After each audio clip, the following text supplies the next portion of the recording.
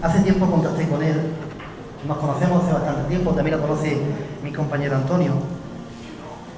Es una persona muy especial, la verdad que es una persona también muy interesante, muy variada, muy inteligente,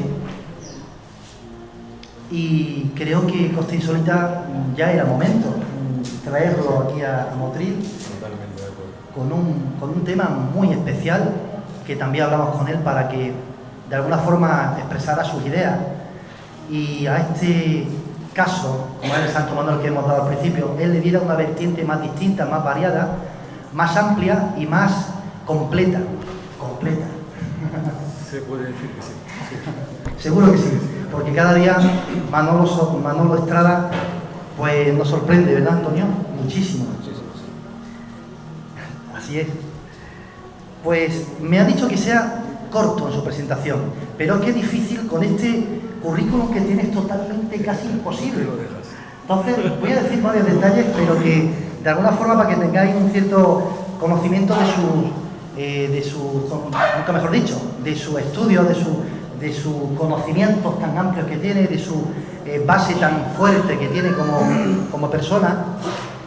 Y es que este hombre es diplomado en Medicina Tradicional China por el Instituto de Salud Integral Quirós, 1985. Me voy saltando, ¿vale? Diplomado de Hipnosis Clínica por FENACO, 1993. Pues experiencia, por ejemplo, profesional terapeuta en Centro Médico Parejo y Cañedo en Puente Genil, Córdoba, en el periodo del 98 al 2014. Otras actividades, por ejemplo, conferenciante sobre temas relacionados con salud holística y las terapias complementarias, director y presentador del programa de radio El Patio de los Inquietos. Le voy a pedir un fuerte aplauso porque es un lujo y un placer tener entre nosotros a Manuel Estrada.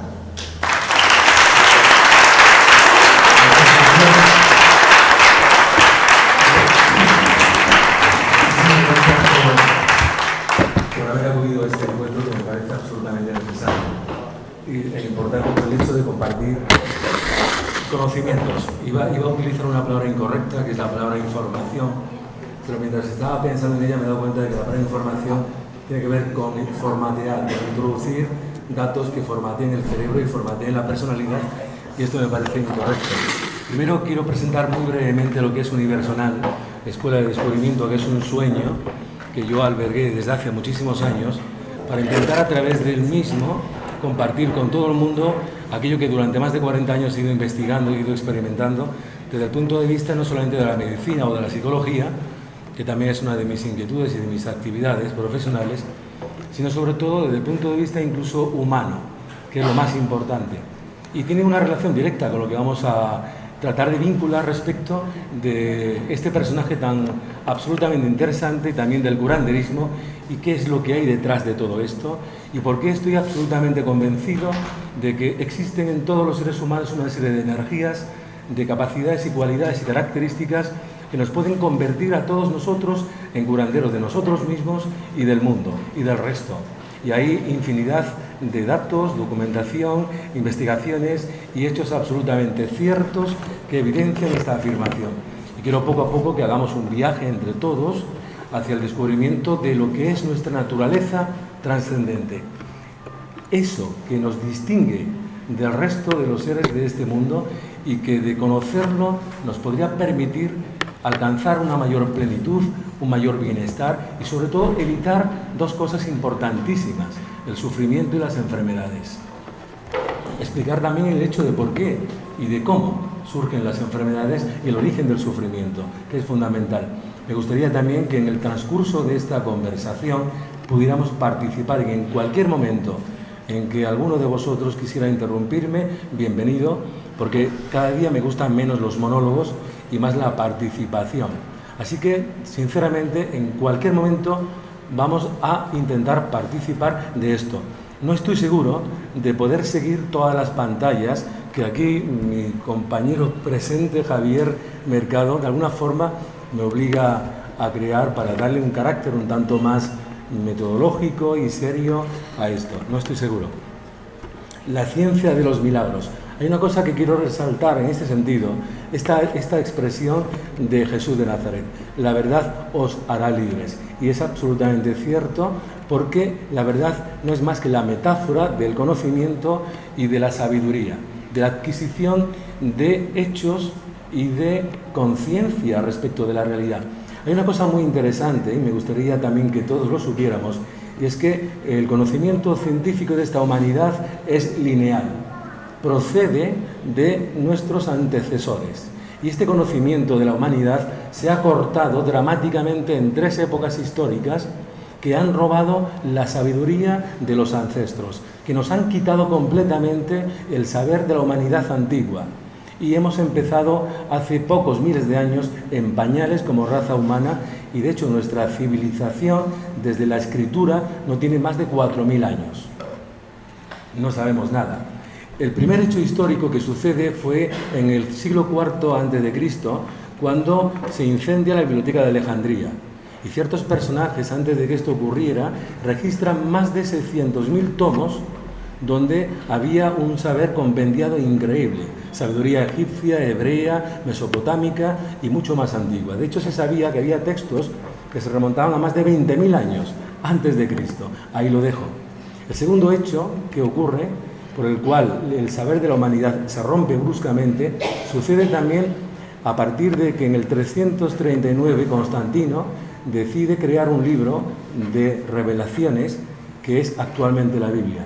Pero los libros que existían eran tan complejos, tan absolutamente intragables, que hablaban de mitos, de leyendas, hablaban de secretos, hablaban de que el hombre tenía el poder de curar, hablaban de que el hombre tenía el poder de la inmortalidad, hablaban de que el hombre tenía el poder de una serie de cosas que este emperador considera inadecuadas que el vulgo, el pueblo común, las conozca.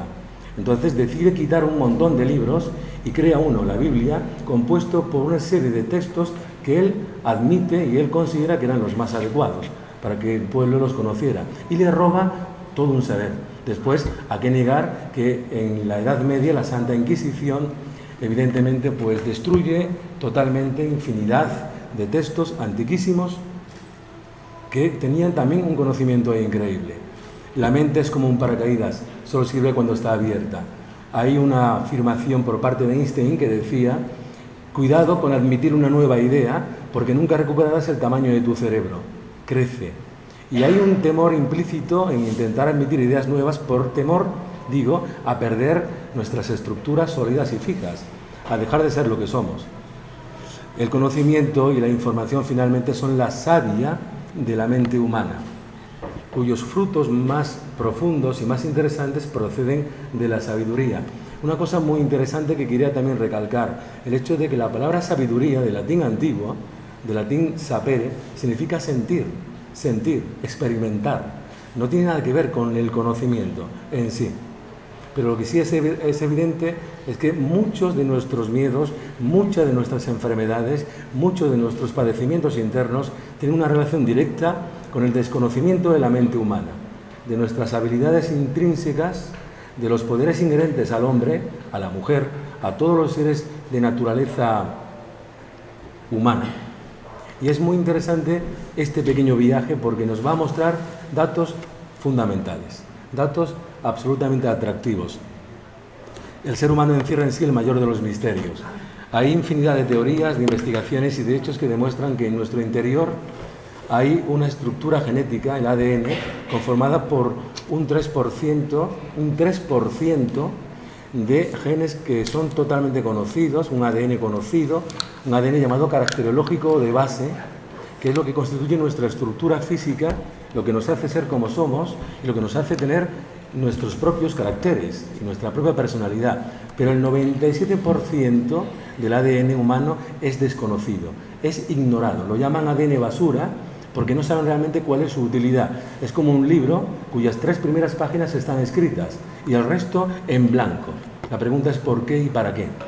Y vamos a seguir tomando datos que nos van a abrir la ventana a lo extraordinario que hay dentro del ser humano.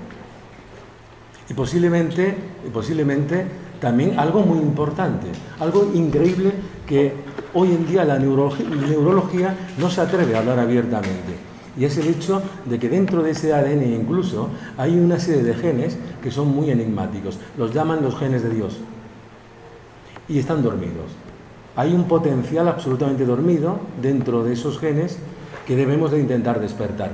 Y obviamente eso tiene relación con el curanderismo, porque hay personajes que por una serie de características que después vamos a intentar explicar han sido capaces de poder mecanizar, activar y socializar ese tipo de habilidades que están en todos nosotros. La naturaleza integral del ser humano, esto es muy importante entenderlo, para continuar poco a poco, para comprender lo que es nuestro poder interior. Me gustaría tratar de explicar que nuestro cuerpo, nuestra estructura física, es el 10% de la realidad del ser humano. Y esta afirmación daría lugar para una conferencia, pero no tenemos tiempo. Los huesos, la sangre, los tejidos, los nervios, es el 10% de toda la totalidad del ser humano. En el interior, como un iceberg, hay un continente sumergido extraordinario, lleno de potencialidades que tenemos que intentar, si no admitir, por lo menos cuestionarnos. Tenemos que intentar empoderarnos, tenemos que intentar recuperar nuestra grandeza. Tenemos que dejar atrás las miserias de un pensamiento totalmente, a veces, negacionista y también, en ocasiones, oscuro y victimista. Nosotros estamos formados por tres estructuras muy importantes. Una personalidad que es lo que somos y que nunca va a cambiar. Hoy decía un paciente que lo único por lo que hemos nacido es para descubrirnos y ser nosotros mismos. La única victoria que hemos de intentar alcanzar es la de nuestra propia identidad. Seamos quienes seamos, no hay nada más grande que ser. Y para eso hemos nacido. Y eso está implícito en la personalidad, que es un conjunto de características únicas e incambiables e indestructibles que nos conforman, el yo soy interior. Y esa personalidad está contenida en un elemento, un órgano inmaterial, es muy difícil definirlo, que alberga la inteligencia, algo muy desconocido, que alberga incluso la empatía, que alberga las habilidades internas de la conciencia, y es la mente. La mente no es el cerebro. El cerebro es la inteligencia mecanicista del cuerpo físico, y la mente es la inteligencia inmaterial de la identidad interna, del yo soy. La mente es la actividad interna del yo soy. La mente es la conciencia. Y de hecho, si intentamos ubicar la mente, no seríamos capaces. Ni tampoco ubicar el pensamiento. Hay quienes creen que pensamos con el cerebro, y es falso. Más bien pensamos con el corazón, y después vamos a explicarlo y a entenderlo. Porque el corazón es el segundo cerebro del ser humano. Aunque hay más, hay otros cerebros que se han descubierto y hay que intentar entenderlos y saber cómo esas energías que contienen pueden curarnos. Y finalmente, tanto personalidad como mente están contenidos en un elemento recepcionista que contiene toda la información vivencial, que es la memoria. Los genes del supremo desconocido. Yo no me atrevo a utilizar ciertas palabras con connotaciones religiosas porque eso es muy sensible. Pero evidentemente todo tipo de teorías demuestran que hay una ley y una serie de evidencias que demuestran que existe una fuente creacional, una fuente creadora. Es cierto que cualquier hortelano sabe que su huerta no se ha generado por azar. Detrás de cada huerta hay un hortelano, detrás de cada obra hay un arquitecto, detrás de cada realidad hay una fuente creacional. No vamos a entrar en matices, pero sí es verdad que la ciencia ya está descubriendo que en el interior del ser humano hay, y lo he dicho anteriormente, y ahí está la información, genes de origen misterioso. Y yo los llamo los genes del supremo desconocido. Si eso lo admitiéramos y comenzáramos una búsqueda arqueológica para hallar en nuestro interior esa información y esas verdades, significaría que podríamos trascender nuestras limitaciones, evitar ciertas miserias y alcanzar mayores estratos jerárquicos, porque en el fondo somos hijos, quién sabe si de las estrellas, somos hijos, quién sabe si del cielo, pero no terrestres. Sería un tema interesantísimo tratar de teorizar acerca de cómo hay evidencias de que no somos terrestres. Y esto puede parecer demasiado inquietante y un tanto arriesgado afirmar tal cosa, pero es verdad. De hecho, el ser humano nunca sabe por qué ha llegado a este mundo y se va sin saberlo. Los demás seres animales saben por qué están aquí, se adaptan perfectamente y cumplen sus funciones. El hombre siempre anda errante, totalmente melancólico, nostálgico de algo que no entiende. Y nunca sabe realmente por qué ha llegado a este mundo. Aunque también, evidentemente, no estamos adaptados, ni siquiera somos realmente carnívoros, no es así. Existen investigaciones médicas que lo demuestran, no tenemos la dentadura de un carnívoro, sino de un herbívoro, pero eso son otras cuestiones. Vamos a pasar a pantalla porque quiero intentar que las analicemos todas. Esto lo voy a intentar anotar de soslayo, porque es un tema muy complejo. El libro de la vida, ¿quiénes somos? ¿De dónde venimos? ¿Y por qué estamos aquí?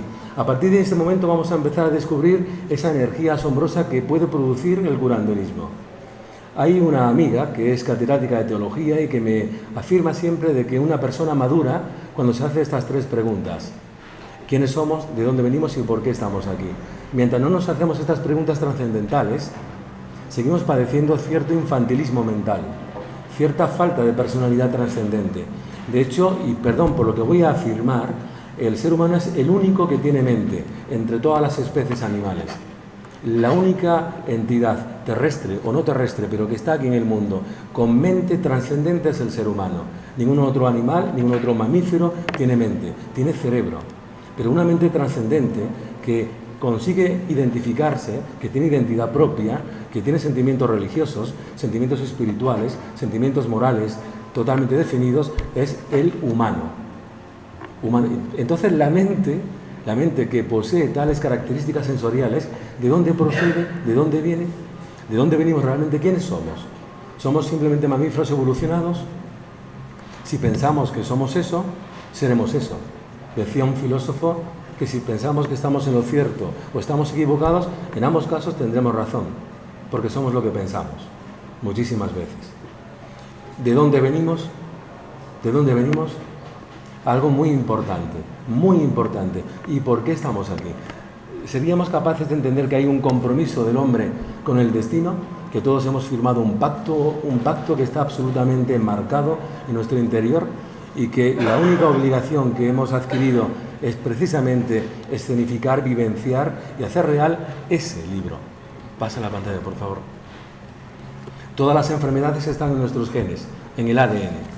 Esto es muy interesante, porque todos nosotros, en ese 3% caracteriológico, tenemos una información procedente de nuestros ancestros, y eso nos hace ser parecidos a ellos, pero también heredamos sus enfermedades, también heredamos sus manías, también heredamos todo lo que es parte de nuestra memoria ancestral, de nuestra memoria familiar. Pero eso es como un volcán dormido, que solamente erupciona cuando estamos expuestos a un terremoto vivencial, cuando una crisis intensa remueve los cimientos de nuestra vida y el volcán estalla. Es cuando aparecen los síntomas, ni antes ni después.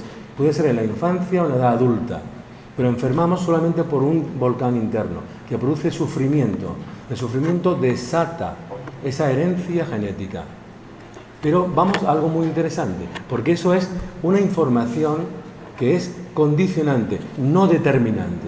Nos condiciona porque estamos vinculados a nuestra familia, pero no tiene por qué determinar nuestra vida. Ahí están los neuropéptidos, algo que la ciencia ha descubierto hace pocas décadas y es asombroso. Están en el cerebro. El cerebro es la inteligencia mecanicista del cuerpo físico. Es el software que articula todos los movimientos y acciones del cuerpo. Se ha descubierto no hace mucho tiempo en ciencia, y esto está ahí, es algo totalmente incontestable, que el pensamiento y la emoción del mismo signo producen paquetes proteínicos de información en el cerebro que viajan por el torrente sanguíneo y materializan lo que hemos pensado al instante. Al instante. Es decir, si tenemos un pensamiento de emoción positivos, esa información va por el torrente circulatorio y se aloja en nuestras zonas débiles, enfermándonos.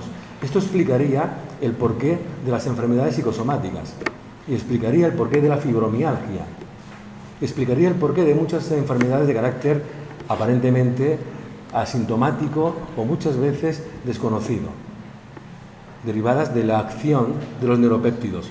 Es lo que ocurre cuando pensamos y sentimos a nivel neuronal. Es algo instantáneo. Es como si nuestro cuerpo fuese un lienzo en blanco que está constantemente siendo pintado por la acción de nuestros pensamientos y emociones.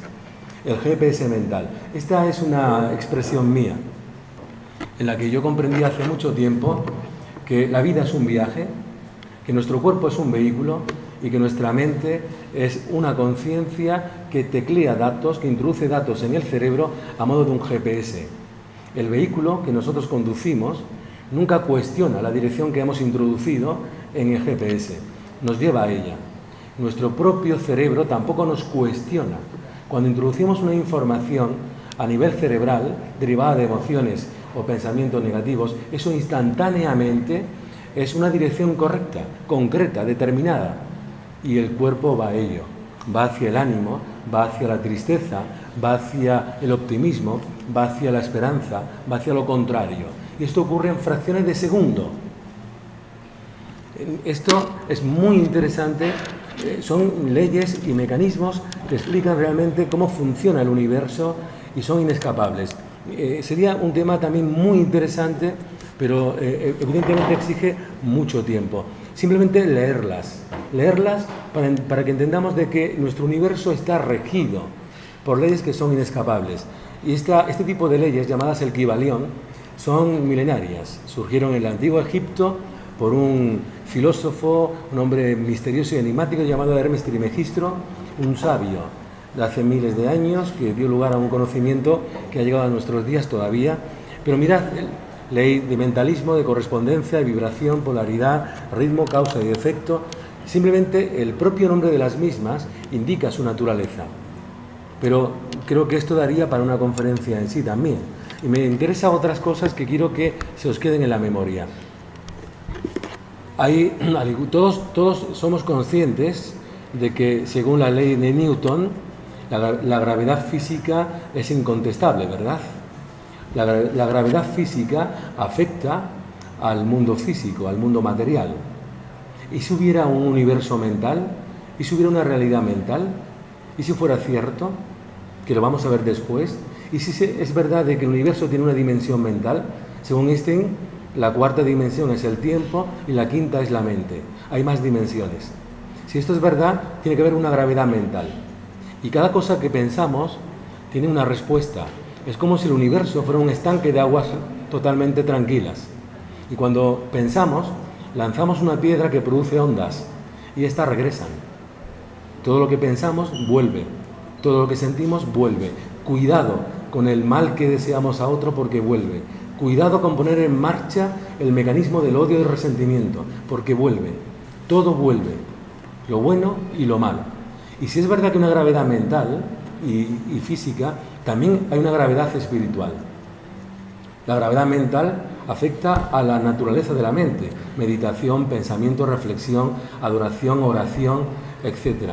¿Y la gravedad espiritual a qué afectaría? ¿Qué es lo único realmente espiritual en la realidad? Todo aquello que tiene relación con el amor, únicamente.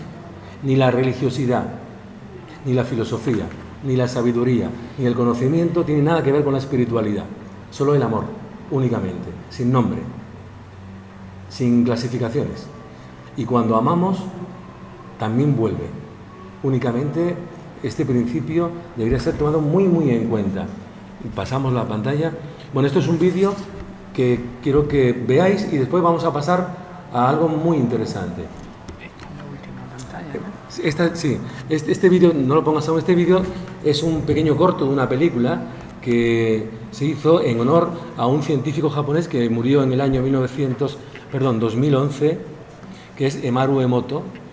Nació en Japón y este científico se interesó por la estructura molecular del agua. A través de un microscopio de alta resolución congelaba gotas de agua y las sometía al influjo de ciertos pensamientos y emociones. Y después los fotografiaba y observaba que en función de cómo el agua recibía esa influencia, modificaba su estructura. Hay estudios muy serios,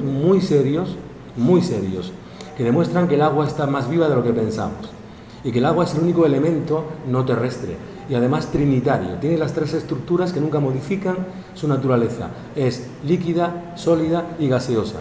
Y es agua siempre. Y nadie explica cómo el agua es capaz de subir una montaña sin motores. de subir, de vencer la gravedad, de burlarse de la gravedad.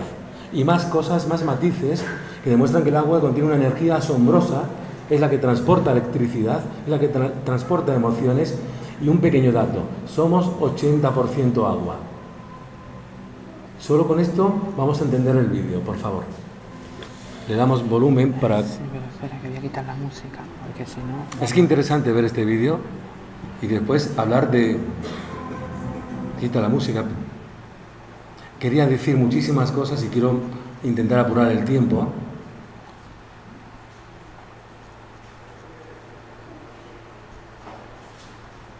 Espero que se vea. Dale volumen.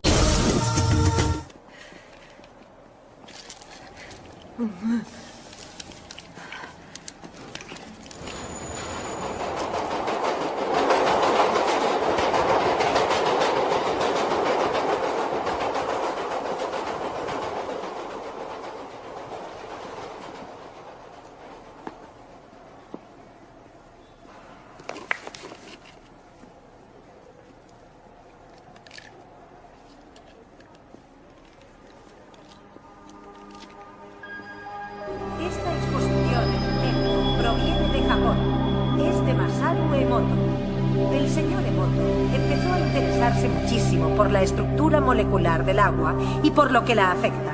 El agua es el más receptivo de los 4 elementos. El señor Emoto pensó que quizá reaccionaría a sucesos no físicos.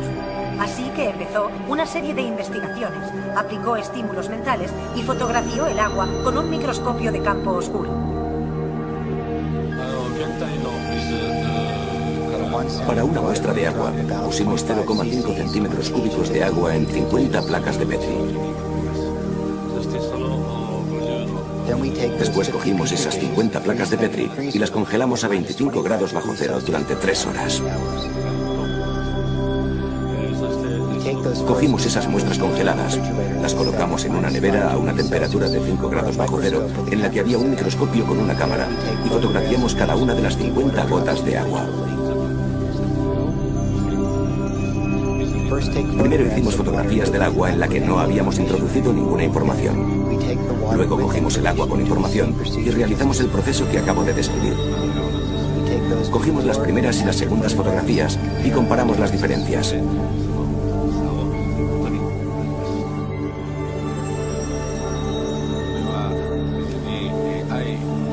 Cuando habíamos proyectado la sensación de amor y gracias en el agua, los cristales eran preciosos.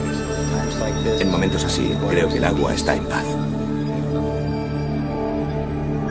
La primera es una fotografía de agua de la presa de Fujiwara. Esta fotografía es de la misma agua después de que un monje budista zen la bendijera. En la siguiente serie de fotografías, el señor Emoto imprimió palabras, las pegó con cinta adhesiva en botellas de agua destilada y las dejó así una noche. Esta primera fotografía es una imagen de agua destilada pura, es solo la esencia. Las fotografías siguientes, como pueden ver, son distintas. Este es el chi, la fuerza vital del amor. Y aquí tenemos gracias. Aquí ven dónde lo pegó a la botella. Si saben japonés ya se han dado cuenta. El señor Emoto considera que el pensamiento o la intención son el alma mater de todo esto. Se desconoce la ciencia de cómo el pensamiento afecta en realidad a las moléculas. Solo la conocen las moléculas del agua, claro. Y resulta fascinante si se tiene en cuenta que el 90% de nuestro cuerpo es agua.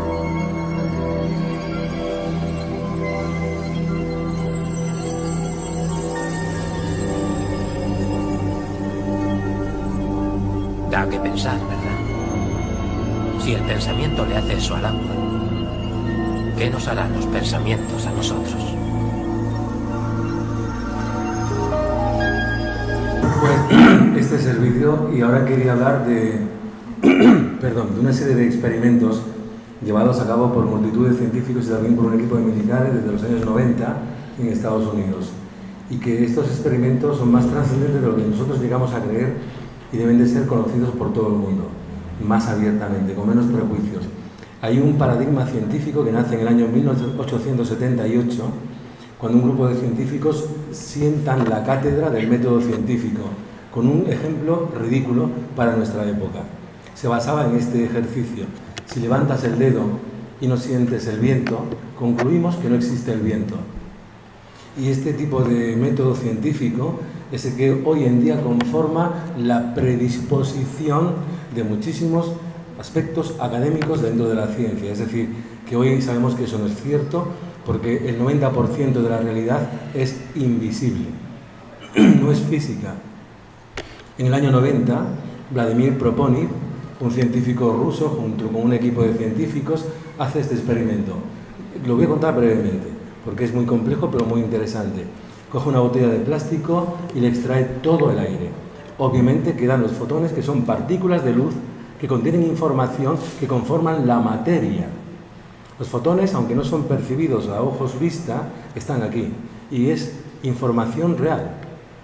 Entonces, los fotones fueron analizados y tenían una forma totalmente arbitraria, como una de esperar. Pero el señor Proponov toma una muestra de ADN al azar, la sitúa en el bote y automáticamente los fotones adoptan la forma de la cadena de genes, la misma forma.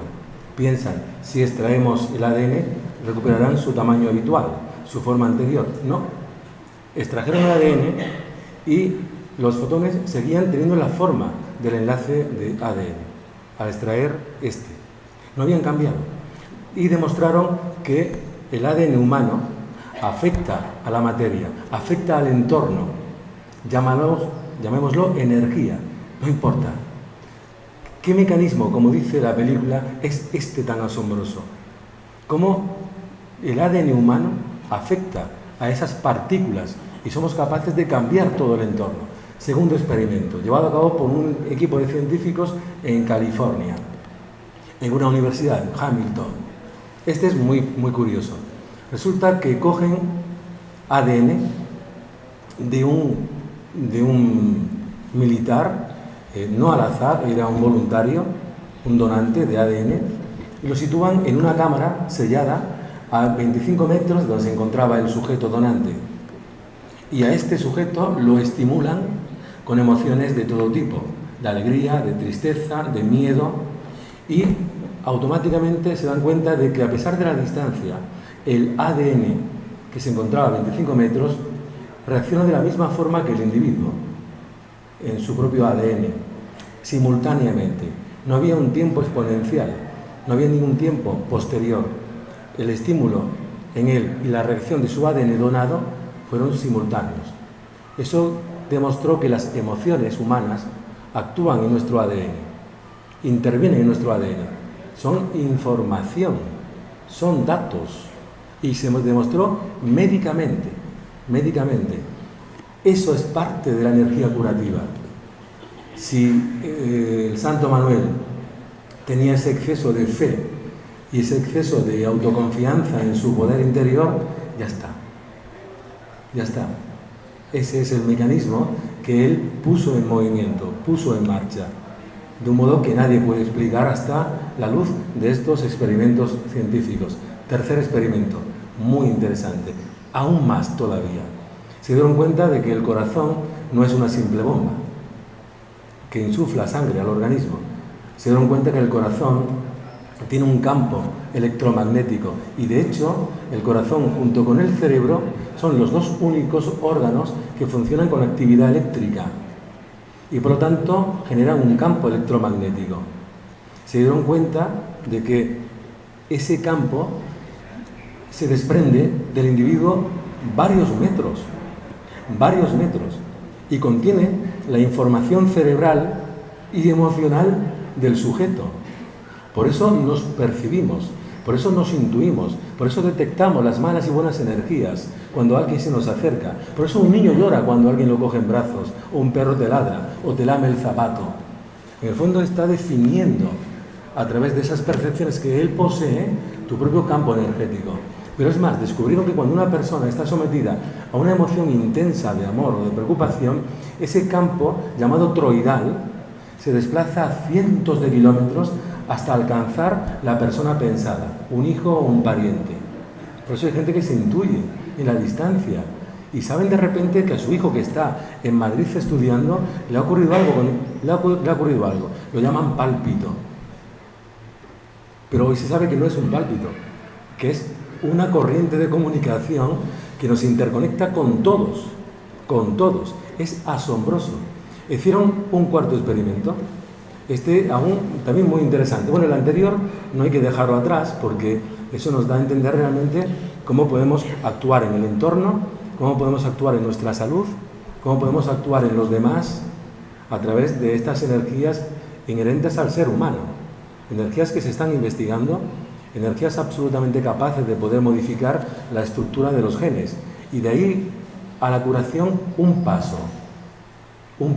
En el fondo, entre Santo Manuel y cualquier sujeto o cualquier persona, lo que había era una transmisión de fe, un motivo para que ese mecanismo se activara. Sujeto A, al que le otorgamos, tenga o no tenga esa habilidad, le otorgamos ese poder. Sujeto B, aquel que está sugestionado por dicha información emocional. Y eso es lo que activa dicho mecanismo en nosotros. El cuarto experimento se hizo en varias ciudades de Estados Unidos, sometiendo a un grupo de voluntarios a un proceso de entrenamiento meditativo para que en las partes más altas de ciertos edificios, en horas donde la actividad criminal era muy intensa, empezaran a concentrarse en la paz, en sentimientos benevolentes y de amor. Los científicos comprobaron que durante la actividad de estos personajes entrenados, en el transcurso del mismo ejercicio, los niveles de criminalidad bajaban a un 100%.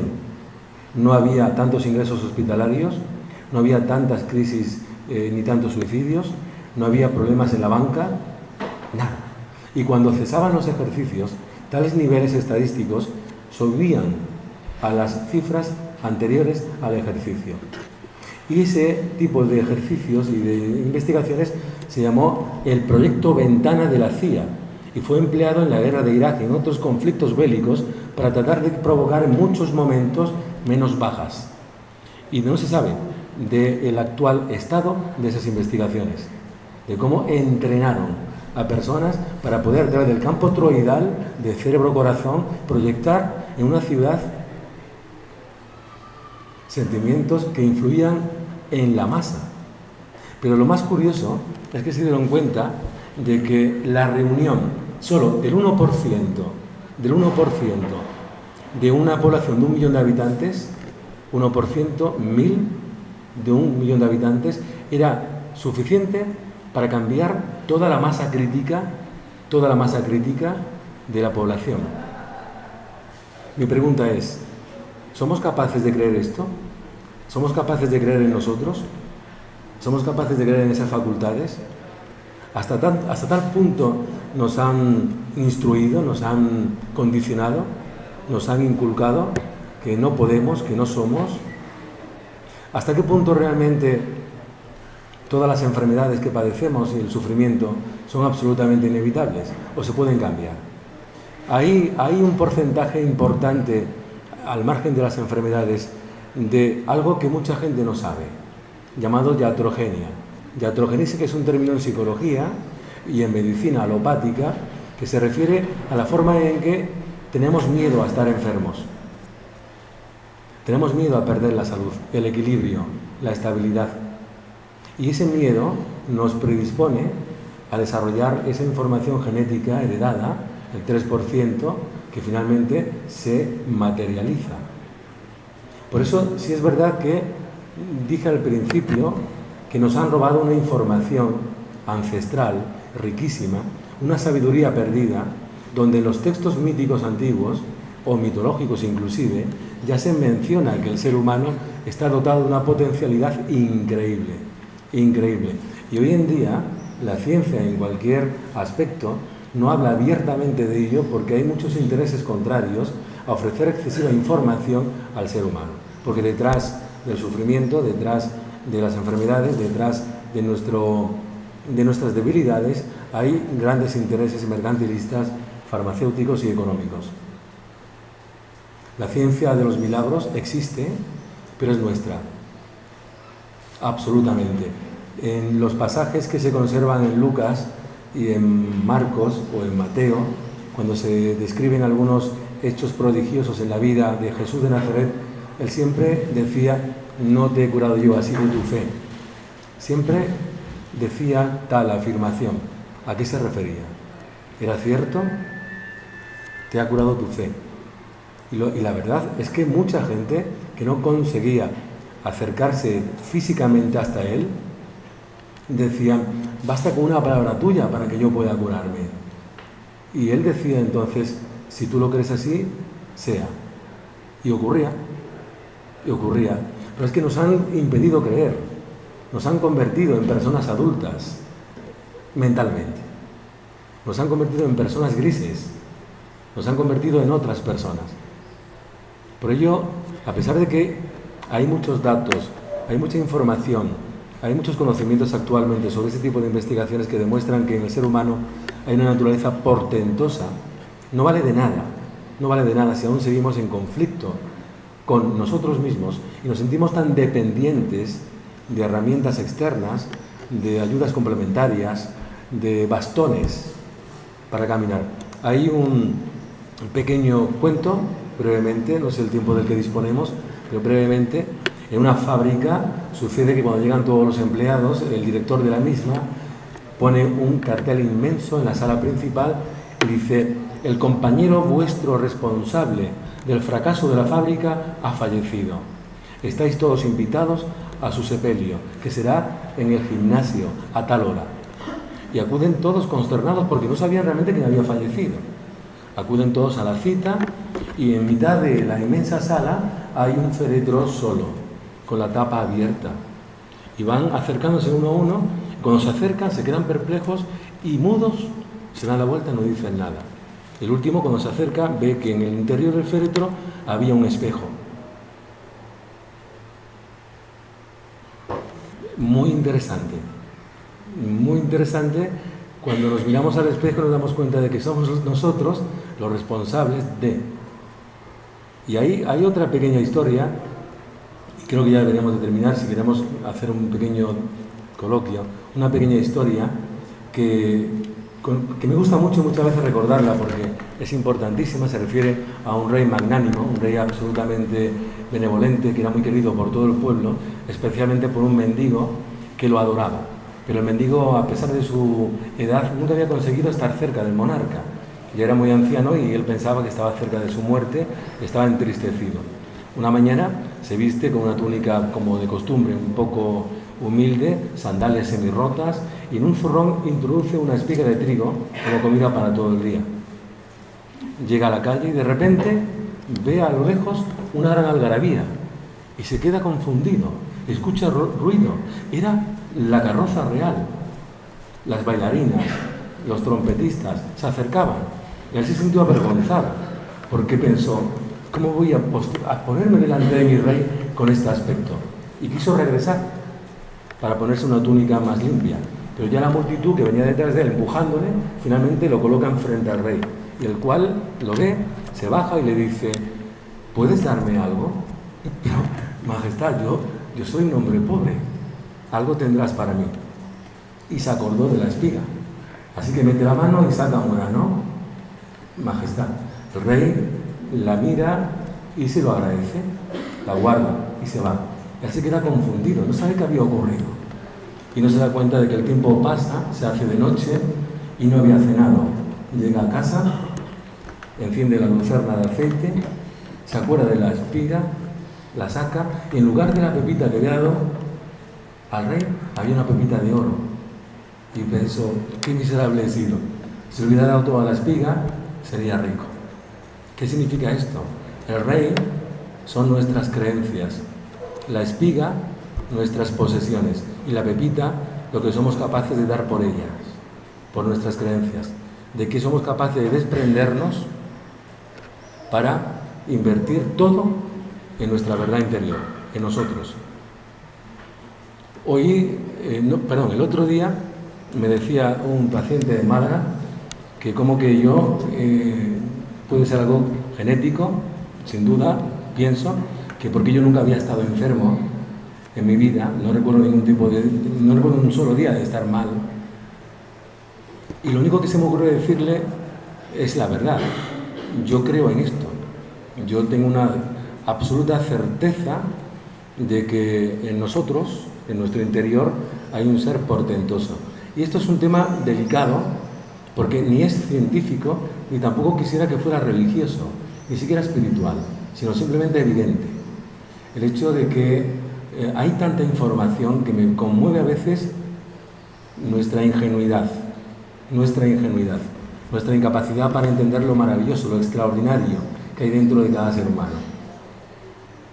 Tenemos una naturaleza que no es exactamente humana, ni terrestre. Puede parecer un ejemplo idiota, y lo es, pero nunca podremos ver a ningún animal postrarse ante un altar, escribir un poema o emocionarse ante la sonata de Beethoven. Y es por la mente trascendente que hay en el ser humano. Y esa mente trascendente viene de algún lugar que no es este. Y además de esa mente trascendente, hay otros aspectos que nos constituyen y que definen que tenemos una naturaleza espiritual. Eso es cierto. Es decir, no material, no física, sino espiritual. Y que probablemente hemos llegado aquí para iniciar un viaje increíble hacia el descubrimiento de nosotros mismos, y este viaje no termina con la muerte física. Para finalizar, hace poco escribí una pequeña frase que dice: todo termina, todo acaba, todo muere, menos tú. Muchas gracias por...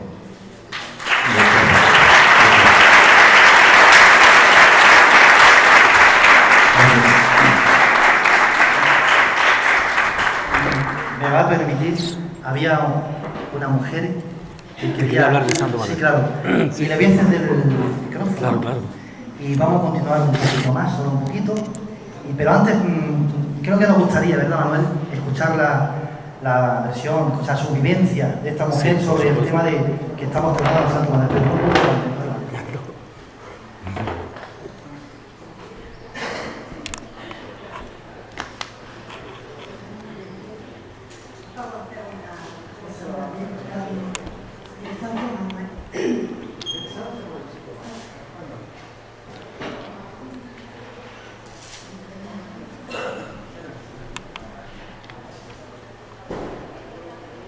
Es una cosa que le ocurrió a mi hermano y a la cuñada, que fuimos a ver a Santo Manuel, que estaba en Malillo, y fuimos. Él no llevaba ni cosas para la de comida, ni nada de eso.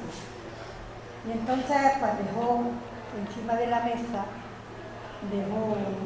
no sé, parece que fueron, no sé, de aquella época si eran 10 euros, bueno, total, que dejó dinero. Entonces se vinieron y a los 2 o 3 días me llama mi cuñada casi llorando, muy nerviosa, y digo, pero bueno, ¿qué te pasa? Dice, no, Angelita, que una cartera que tengo yo, que esta cartera estaba vacía, que ahí no había ni dinero, ni había nada, había dejado ella ahí olvidada. Y dice, la abro, dice, me encuentro el dinero que había dejado en el Santo Manuel, se lo había encontrado en la cartera. Bueno, es una anécdota del Santo Manuel. Y otra historia es de que yo, cuando fui la primera vez, pues era invierno, frío, y estaban haciendo de comer un fuego, como en una chabolilla, y destaparon la olla, y aquello era un cargo, y digo yo, ay, yo me gustaría, antes de irme, me gustaría de probar esta comida, porque esto tiene que ser como gloria, porque con el frío que hacía y eso, bueno, terminamos de echar la consulta y ya que nos veníamos, y dice, bueno, el taxista que fuimos, dice, mira que no nos arranca el coche. Se mete el chofer, tenía mucha confianza con el Santo Manuel, dice, mira que no me arranca el coche. Dice, no, es que no podéis ir hasta que esa señora no coma.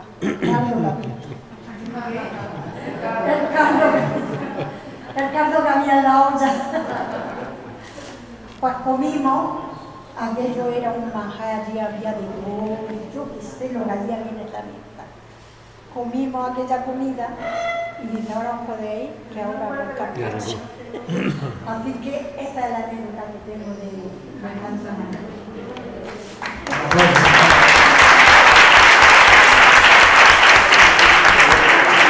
Hay un caso parecido de un señor que dejó dinero, el santo no quería dinero, se lo dejó escondido y no le arrancaba el coche. Volvió y ¿qué pasa? Que no te arranca el coche, cuando coja el dinero que hace arrancar efectivamente. Lo recogió y lo volvió a arrancar. No, yo quería proponer que si hay algún tipo de pregunta o comentario sobre lo que hemos estado hablando, que será un placer compartir con vosotros cualquier tipo de información. No, hago preguntas. Creo que la inmensa mayoría no tenemos suficiente confianza en nosotros mismos.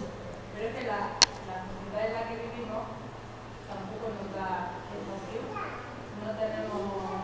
Los niños, por ejemplo, no tienen educación emocional, no saben gestionar sus emociones, entonces tampoco la sociedad nos da pie para... Esa es la controversia. Una vez que te has dado cuenta de esta realidad que mayoritariamente es exponencialmente cierta del estado actual de la civilización, al darte cuenta es porque ya has escapado de esa masa de personas insensibles a estas realidades. Si eso es así y has despertado, tienes dos obligaciones. La primera, continuar caminando hacia ti misma. La segunda, compartir tus descubrimientos con el resto. Compartir. Es cierto que es así, pero también es verdad que muchísimas veces cuando decimos que la sociedad no nos ayuda, estamos evidenciando nuestros propios miedos, limitaciones e inseguridades. Puede ser cierto o no. Hay un momento que voy a intentar resumir en 7 peldaños interesantísimos que explican esta cuestión, que todos tenemos que subir y al llegar al cuarto todo cambia. Estos 7 peldaños son los que yo llamo la conquista de la mente humana. El primero es el acceso al primitivismo más elemental al llegar a este mundo. El primitivismo es la búsqueda de la supervivencia más allá de otros valores. El primitivismo es la fase más visible de la prehistoria mental y humana. Ocurre en épocas pretéritas u ocurre ahora mismo porque hay personas que indistintamente de sus posiciones económicas y culturales solo buscan la supervivencia de ellos mismos. Pero llega un momento en que el primitivismo conduce al hartazgo. La persona pasa de esa fase a una más superior que es la conquista, la ambición. Pero también esa fase muere en sí misma y produce la tercera en la que nos encontramos. Es el hedonismo, el narcisismo, la vivencia de los placeres y la zona de confort, que es a lo que tú aludías. Pero la zona de confort tiene un tiempo de prevalencia en la civilización, porque conduce al aislamiento, al egoísmo y a la frustración personal. Nadie puede ser feliz si no es a través de los demás. Es imposible alcanzar niveles importantes de felicidad viviendo solos. La persona que está en el tercer peldaño, la zona de confort, llega un momento en que este se quiebra, la crisis interior, que es el vuelo de la crisálida, cuando de gusano se convierte en mariposa. Esto ocurre en la cuarta edad, en el cuarto peldaño, el descubrimiento del pensamiento propio. Cuando la persona se da cuenta de que hay otra realidad y que la que conocía no vale, no sirve. Y llega el tiempo de los estigmas, de que es señalada, de que es perseguida y criticada, de que la familia dice, tú has cambiado, con quién te rodeas, qué estás leyendo, qué te está metiendo en la cabeza. Es la edad del pensamiento propio, la más crítica, en la que muchos se quedan atrás y otros siguen adelante. Y descubren la quinta edad, una de las más fascinantes, la sabiduría, en la cual la persona se vuelve fuente y deja de ser estanque. La persona fuente es la que brota y se entrega, y la persona estanque es la que se amuralla y se privatiza. Sabio es aquel que sabe la verdad, no el que tiene mucha información académica. Y después de la sabiduría pasa a otra edad muy importante, que es la edad de la entrega. El hombre que descubre la verdad se vuelve un hombre absolutamente servicial, independiente y no precisa de nadie. Ahí hay una cosa que te quiero decir. Tarde o temprano sí, tarde o temprano sí. Estamos todos condenados a la felicidad.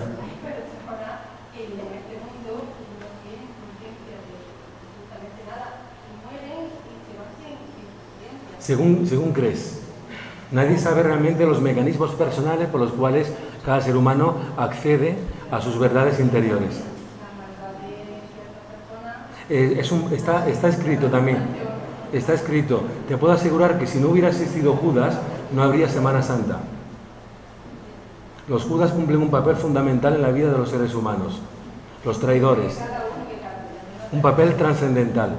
El fenómeno de Judas, como la persona que te traiciona, la persona que te somete a todo tipo de torturas, de vejaciones, etcétera, cumple un papel fundamental en tu formación integral como ser humano.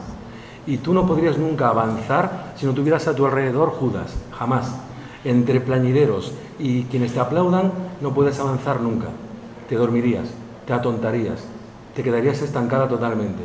Necesitas ser retada, probada, herida, tumbada, matada y resucitada para completar tu carrera formacional como ser humano.